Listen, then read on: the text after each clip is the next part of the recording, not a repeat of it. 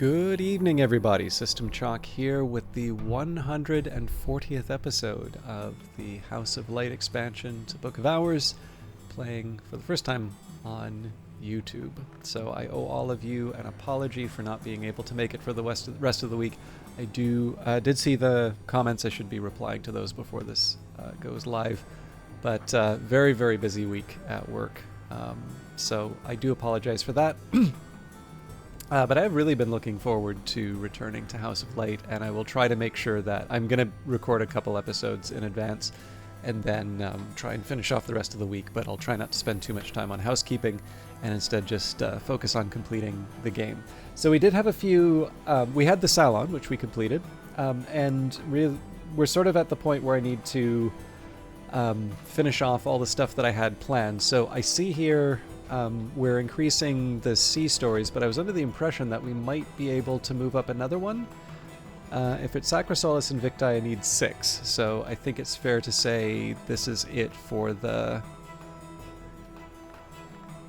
season. Okay, well, you know what? Let's just let that run by.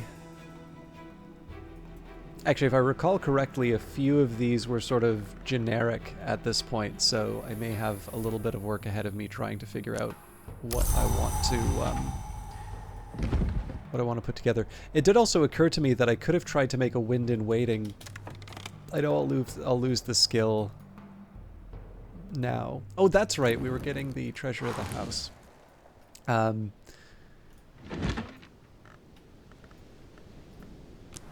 I'm not expecting anything too dramatic on this one. Actually, it occurred to me I can't remember the skill that I needed for the Wind in Waiting. Anyways, it doesn't matter. Let's I'll toss the feather in for just so I kind of know the limits. All right, so I'm just gonna go with anything that has sky in it, and then we'll see.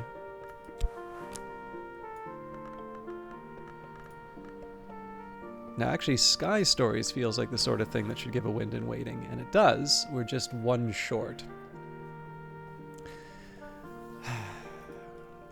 I don't really have a good, like, unless I make, okay, actually, the funny thing is if I do dual Mazarine Fifes, that would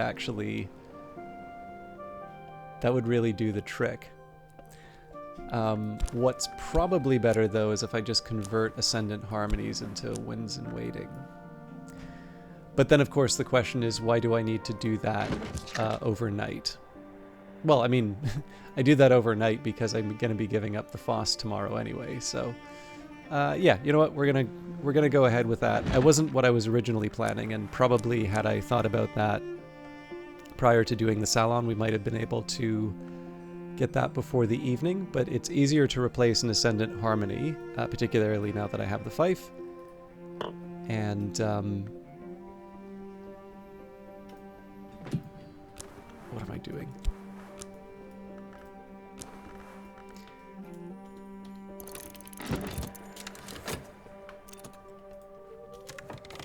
Unexpected finds in the folds of earth and sky.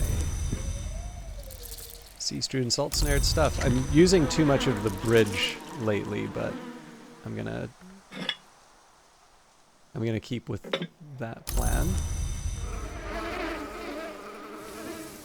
Carrots, tomatoes, marrows, and blessed onions. All the unsung heroes of the stew pot.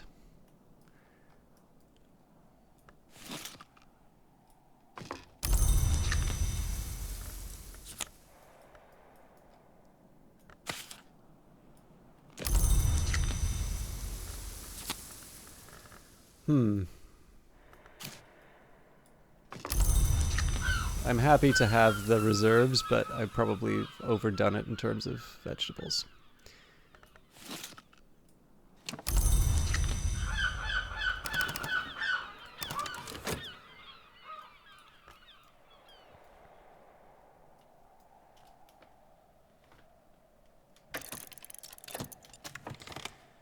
Okay, so level 3 for Sea Stories.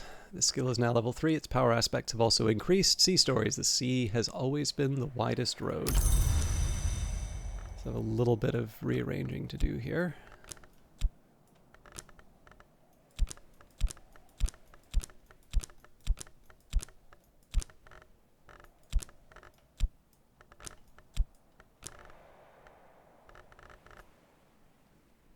I've lost it.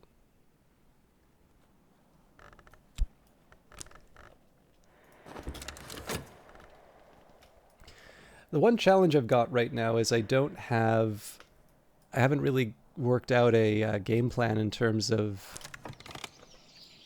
how I want to use these various skills.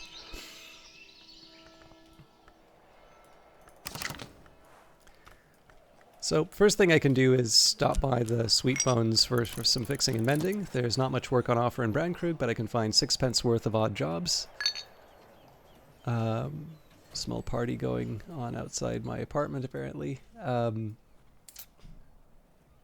it's always hard to tell whether or not people can hear that.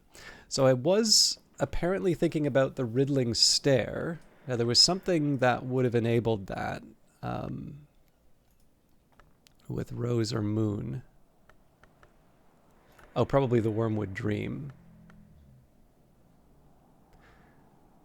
But I don't... Well, no, there's one other place I can get.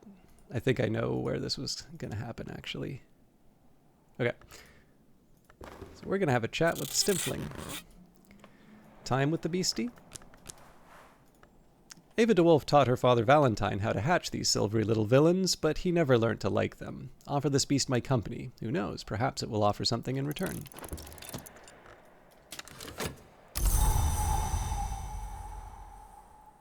Now, what I should have done was also queued up the next few levels of things. So let's actually just take a minute here to break down what goes where, and I'm going to write that on my my set of notes. I'll just kind of give... It occurred to me that any appeal to the notes really doesn't mean a whole lot to anybody, like to anybody who can't see them. It doesn't really matter when I talk about the notes here. So just as an example, in terms of what I had written on the to-do, that's particularly helpful in a situation where I have to stop the recordings, earlier than I'd planned. So 1 was the Salon, 2, replace the Wind and Waiting, 3, Path and Pilgrim +1, 4, get the treasure of the house, the Chancel. Also note for Sacra Lamea, but that's fine. And then Riddling Stair ? So Riddling Stair is really the only thing on that list that hasn't been dealt with. I think I will still keep that.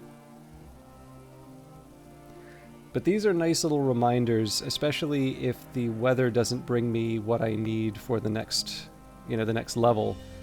This is a nice little way of reminding myself what the priorities are, particularly when it comes to a season. So, I think I may have written down a plan for Sacrosalis Invicta. I just want to see where I was going to put it. I think most of the skills that I have now I actually have... Or hang on. That's already committed. That's why I didn't have that written down. Okay, so that's a freebie. Ragged Crossroads. I think all of these are.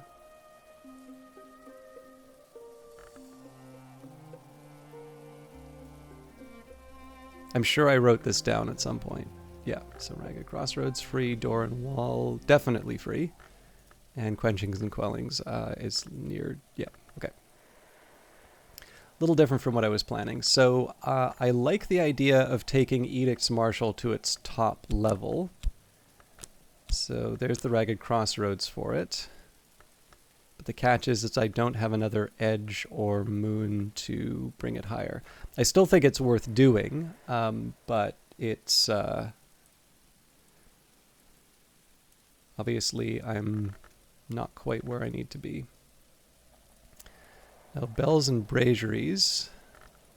I think we could probably put Sacrosalis and Door and Wall towards that. I mean, I suppose the other question that I could ask would be, what skills haven't I been able to push? Now, yeah. So one thing I was thinking of is like, well, what if instead of trying to push these high level ones using the freebies, what if instead I was trying to raise the floor like I have for a few of the other ones? And it's not a terrible strategy, except for the fact that if you think of, like, you raise the question at that point, when are we going to commit things to the higher parts of the Tree of Wisdoms? And really the only answer to that would be, during Numa, when it's the least likely for me to be able to generate a whole lot of memories in order to do that. So I know that Edict's Marshal is going to be my top entry in Horamakistry. What was the other one that I was thinking about? I think I was trying to push up Bells and Braziers. So those are ones where I'm trying to remember why I put Bells and Braziers higher as well. But I think those are some decent examples of worthwhile goals. So I think for some of the freebies that I get from Salons, I'm going to start applying them towards my higher levels. So Edict Marshal +1.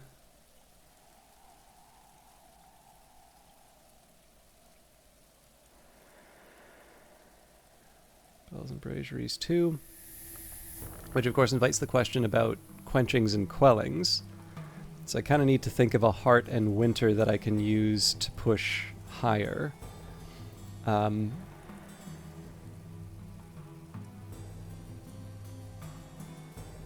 thought Surgeries and Exsanguinations was one that I actually wanted to put higher in the branches as well. That's a little bit of a weird one, just because we haven't put as much attention into it.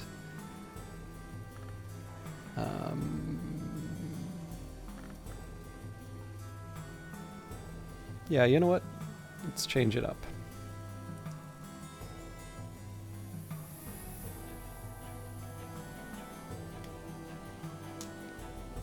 So that gives me somewhere to start with my reading. It's a little weird in terms of the overall day. I didn't quite line this all up properly, but we can make it work. All right, I'm going to use the medal at Ava's desk just to give myself a little more freedom. So in this case, we want the Edge and the Moon for the Edict Marshal. I actually don't necessarily know that I have the memories I need in order to get this done, but I'm gonna run ahead assuming that I do, and then we'll work out a plan if I'm falling short. So no foresight, impulses don't help. Confounding Parables definitely do. I'm trying to remember. I think we did Snare in the Tree, so we should move on to the Devoured Tantra now. So that's 1.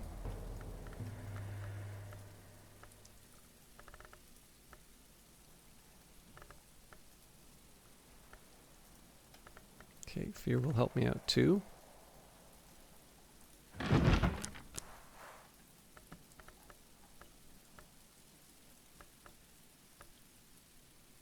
And we were on to... I have no idea.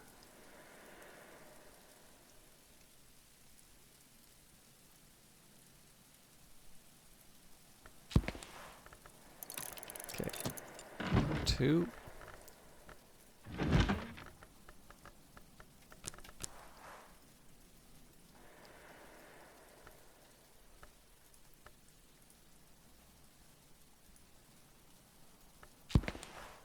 Three.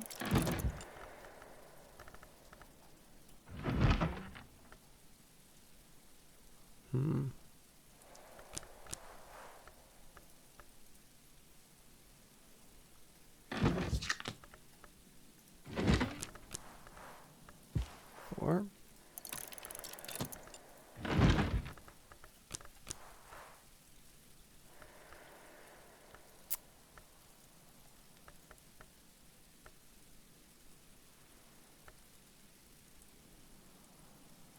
I'm missing an intuition somewhere.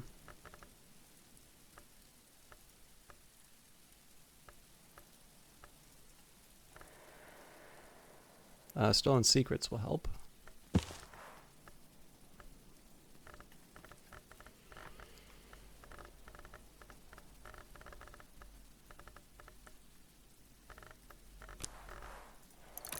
So that should be 5.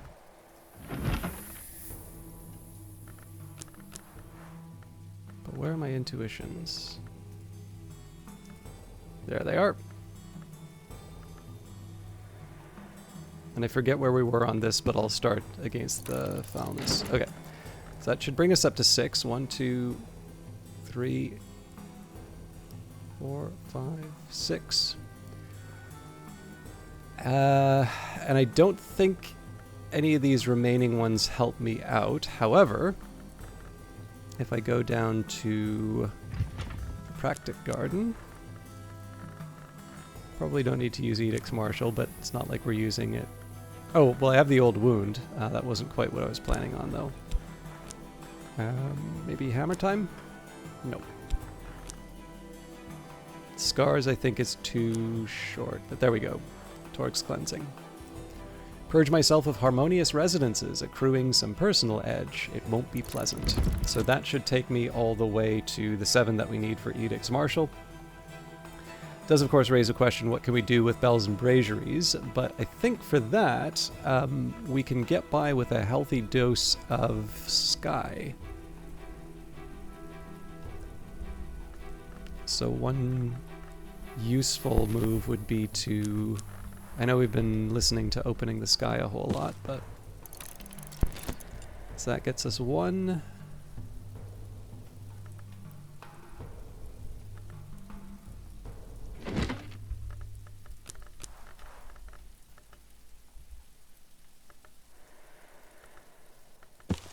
Two.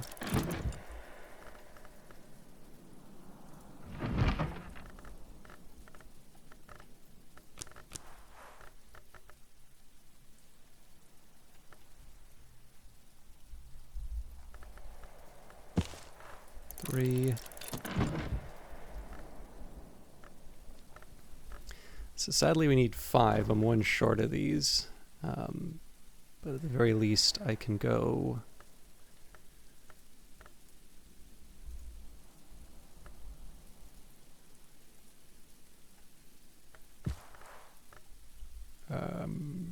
we'll use a Fet here. Theoretically, this is the point I would maybe bring in someone like Denzel for a conversation, but I think at this point we're at the risk of overlapping a few too many of our skills. Okay, so I'll make do for a minute and then see where we want to take the rest of it.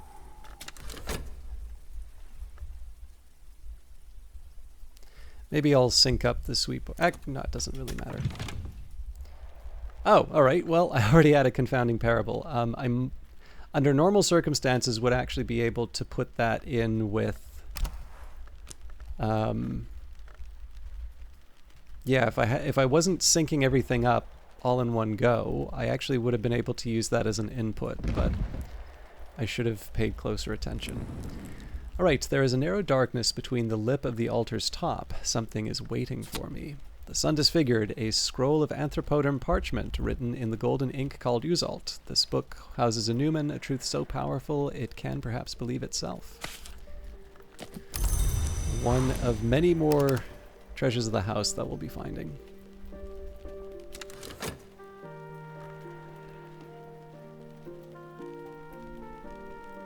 But for now I'm just going to content myself with making the... Actually, the funny thing is, I think if I did Sights and Sensations at the grand piano, we're 1 sky short. Well, I've got a use for the confounding parable.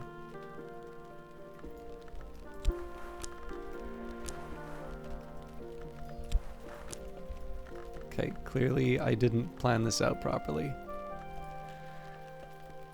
Huh. I really would have thought we'd have the Ascendant Harmony ready to go. And I didn't realize Wind and Waiting worked with Sacra Solis and Victi.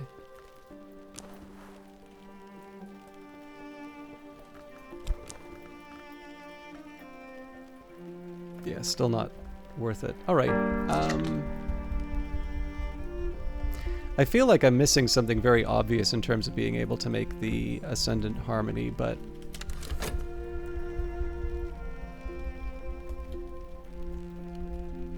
It's largely just about preserving the value of the confounding parable, so it's not going to make the difference. So one of the reasons why I wanted to talk with the Stimfling is the possibility of a chat with the visiting barber. I want to see what we have. I think I should be getting four rows from that. And now it suggests a meal would be welcome. Horizon sight. On a clear autumn day, the story goes, you can see Ys from the Watchman's Tower. I don't know whether that's true, but on a clear day in Numa, you would see the city unbuilt. Dr. Brian Levinson.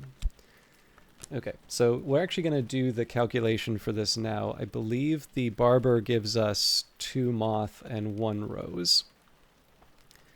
So, barber...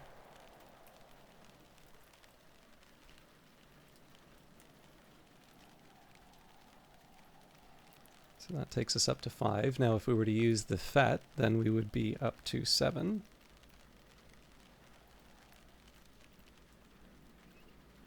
And then we would use the lunar globe, I believe. Let me just double check that.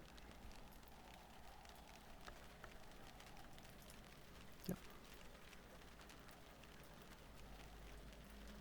So that takes us up to 8, and I believe we need 12. Yes. So that would be a question of 2 rose dishes. So I know we have rosehip jam, and we should also be able to make more of it at this point. Okay, rosehip jam. So then the question is, do I have a rose drink? And I believe Armagnac. No, sorry, that's Moon. I was pretty sure there was a rosy drink. So I'm going to take a minute to look for those.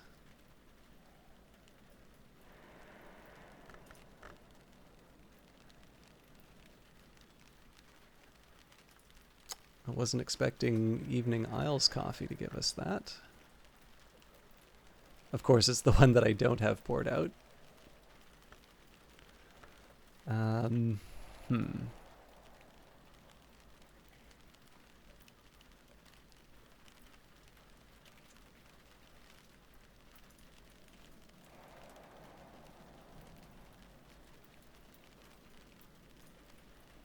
Okay, Ross Craigan whiskey.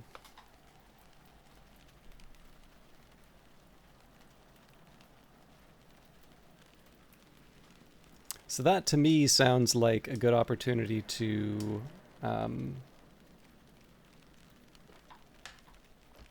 hire the barber at this point. Right, and now it suggests a meal would be welcome. So we're not quite going to get the new visitor. Hungry Stimfling, hissing avidly. So I think these are carnivorous. Yep.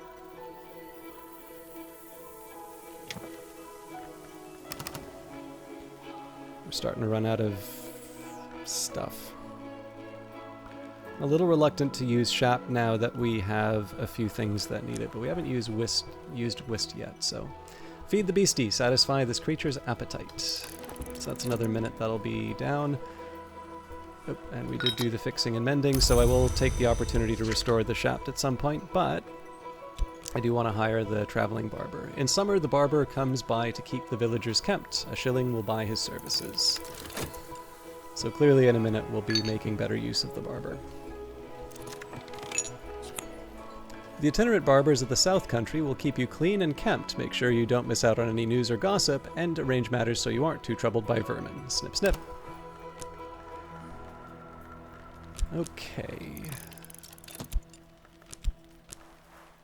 Rest and refreshment. Summer. It is summer. I am sitting on the bench outside the Sweet Bones, eating crumbly cheese and nettle wrappings and good black rye bread, soaking up the sun.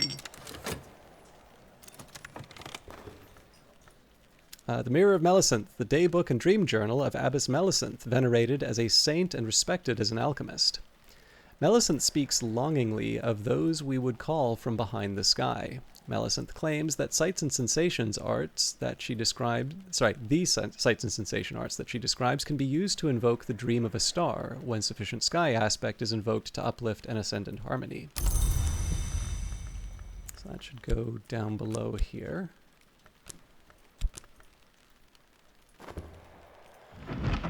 We have got the Devoured Tantra. The diplomat priest Stanislav John Schaller transcribed this from the Library of a Red Long, but his manuscript remains in a private collection in Karasham. The Devoured Tantra warns of the uses and dangers of appetite, but devotes an entire passage to the star-limbed hunger-bringers, who it describes with obvious affection. A million blazing fires in the belly engulf what has been swallowed by the multiform mouths. Seven Faces of Icarus. In the early 1530s, the last abbot of St. Brendan's, called Roaring Richard, set down his conversations with the illiterate local cunning man, Red William. Red William describes the seven forms in which he goes about and under the world: viper, cat, fox, eagle, dove, boar, and crow. Abbot Richard ingeniously fits all these into a framework of solar belief.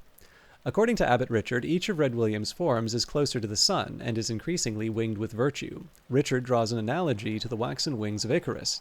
Hypocrisy and false virtue will melt before the sun's heat, and so sincerity and untrammeled expression of self are the utmost piety.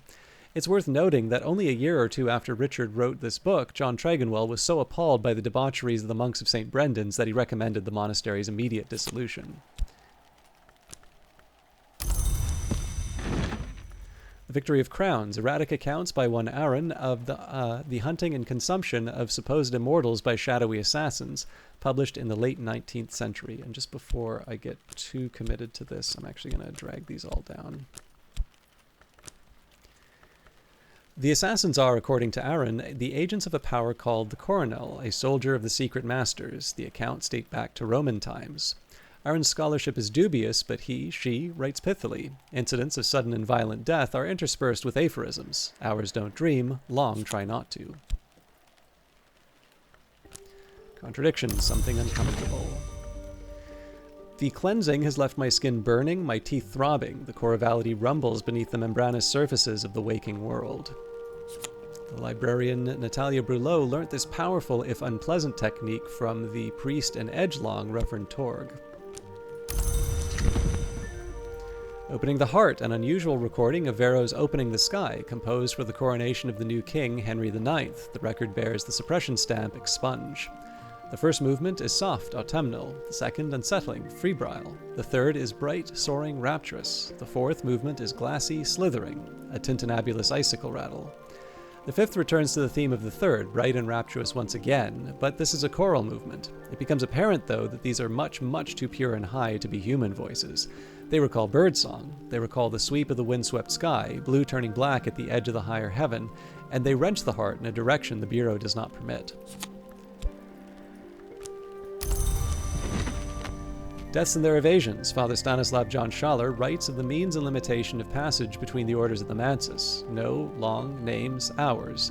Unusually, Father John has written this book in Fucine, for, he says, a special secrecy.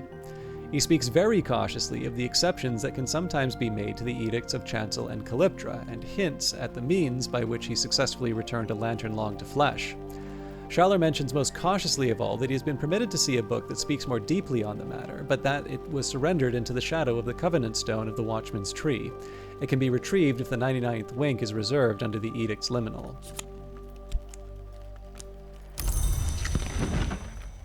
Against the Sisterhood of the Knot and the foulness of their depraved customs. Hieronymus Pseudo-Hypnotomachus wrote this furious screed about the sinister influence of the Sisterhood of the Knot on his own Church of the Unconquered Sun. Hieronymus claims that the powers that served the Sisterhood of the Knot made an arrangement. The Thunderskin loved the ewe, and the Grail destroyed him, as restitution for the destruction of the Axe's loved ones. Hieronymus's writing becomes incoherent with rage at this point. Hieronymus recovers his composure, eventually, to describe how the Thunderskin entered the Mansus through the Peacock Door. This, Hieronymus insists, is abomination upon abomination, but then that most abominable of doors has always been an abomination.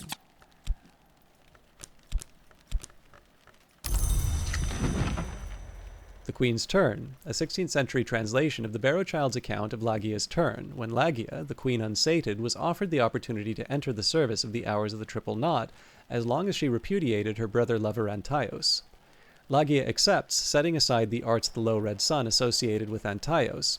She bargains, however, for freedom for her daughters. The hours of the triple knot accept casually, knowing that Lagia has devoured her daughters, but wily Lagia has decided in the secret hollow of her heart that she will adopt any who ask, if they can prove their fierceness.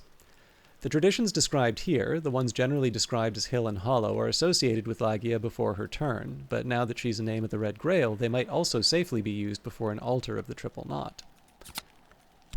I wonder if we've got one of those.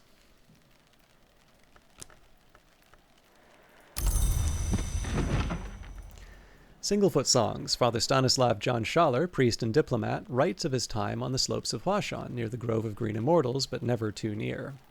Schaller's relations with the grove are cautious. It's a library of the tree, but under the hand of the hour named Applebright. In time, however, Schaller comes to be more sympathetic to the Applebright, which he suggests causes harm only when so invited. The Singlefoots of the title are one-horned, one-footed hill things with sweet but powerful voices, powerful enough to open the mountain. Singlefoot sometimes trample pilgrims, sometimes heal them, sometimes coerce them to enter the mountain and become Singlefoots. Schaller explains that when he found this last becoming too tempting, he decided to return to his homeland.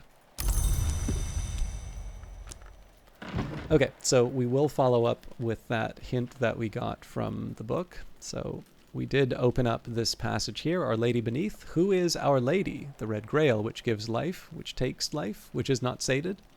The Horned Axe, who bears two blades, who waits at the threshold, who sunders that which should not be joined. The Ringyu, who is succulent, who is renewed, who encompasseth. Or a fourth, who is always signified, but never named. A librarian might phrase this question differently. Who was first? And Altar of the Knot, history is woven, a knot is a testament. Now this isn't the only option that we have, but the book we did just read talked about Hill and Hollow. And if we put Tristan here, reveal a treasure of the house. Make the proper invocations to the powers below the earth to reveal a treasure of the house. Appropriate for an archaeologist, but perhaps maybe not an archaeologist who's learning his lessons. And the intimations of skin, fiendishly complex, weirdly distorted illustrations of Congress and anatomy by the haunted visionary painter Niels Fredrik Malsker. Malsker illuminates the evolutions of the names of the Grail with unfortunate clarity. It seems a lovely who consumes an ivory becomes an ivory, a lovely who consumes a thirstly becomes a thirstly, a lovely who consumes a name of another hour might take its place. In the penultimate illustration, a lovely grapples with a fungoid knot that can only be a name of the crowned growth. The lovely's mouth and other portals gape wide, and the growth name is already partially engulfed, but it seems that Malsker couldn't bring himself to illustrate the result, and the final illustration is only a scrawled, bloated obscurity.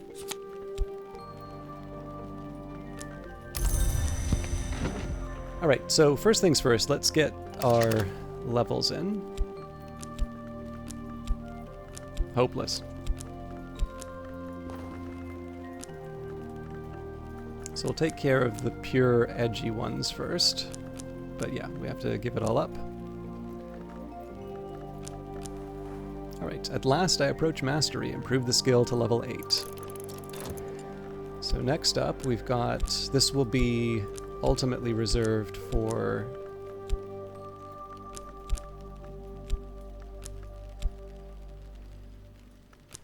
this will ultimately be reserved for bells and braziers. So we've got 5, we need 1 more. So Storm seems to make as much sense here as anything, and then we can also work on the forge.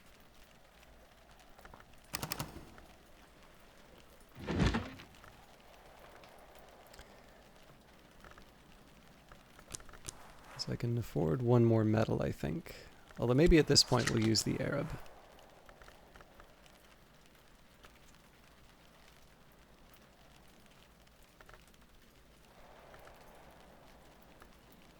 I'm trying to remember where we were on the...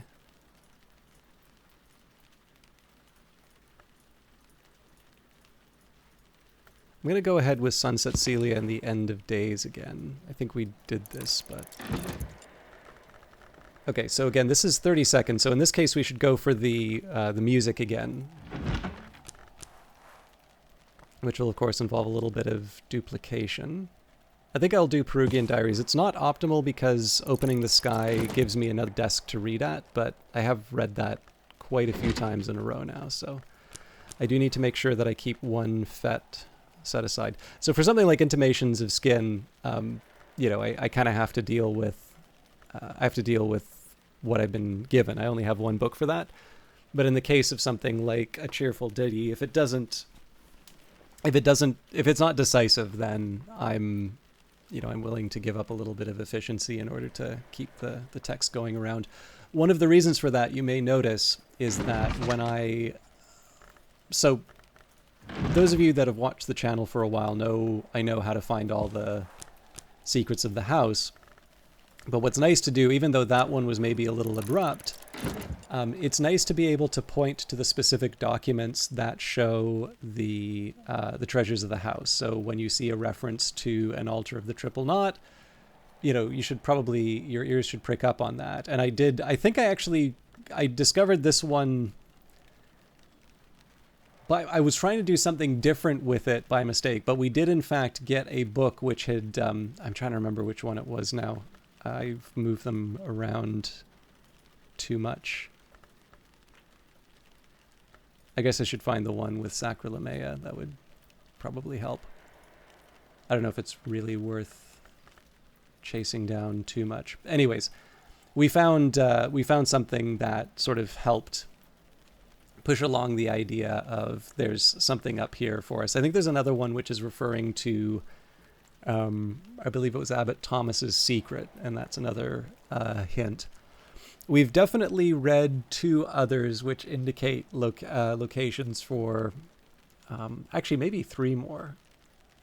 Anyways, we've got a few more secrets that we can open up, but it's nice if possible to do those when the opportunity presents itself.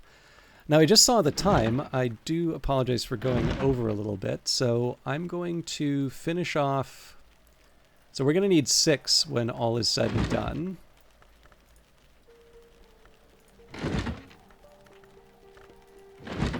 Okay, so that's 2.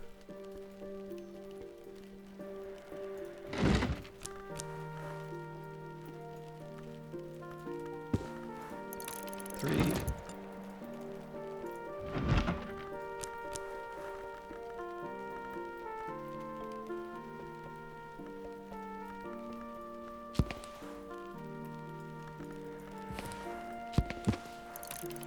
Let's get the storm.